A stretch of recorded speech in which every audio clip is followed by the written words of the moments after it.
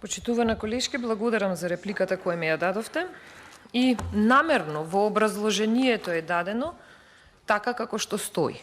Доколку само вие сте се задржале само на образложението, доколку ги разгледавте разделите кои се претходно дадени и образложени, да, ќе сватевте дека се повлекуваат средства кои се предвидени за изградба на автопатот Гостивар-Кичево, а замислете, се уште не е направен автопатот Охрид-Кичево. Како да се започнува со нешто да се прави, кога нешто претходно не е завршено? Верувам дека се сложувате. Првин треба нешто да се заврши, па да се отпочне со нешто ново.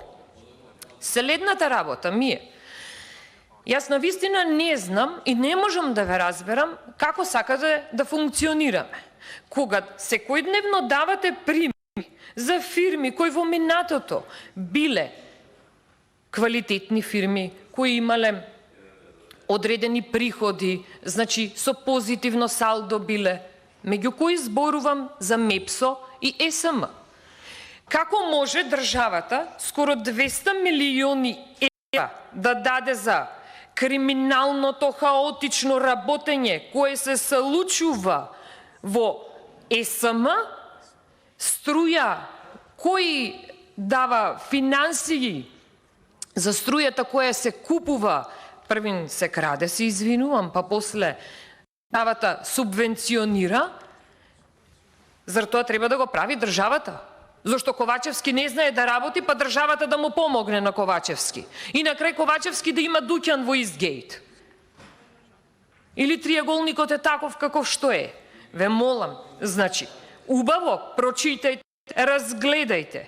Сепак станува за работа која е измерена и премерена. И наменски е ставено така.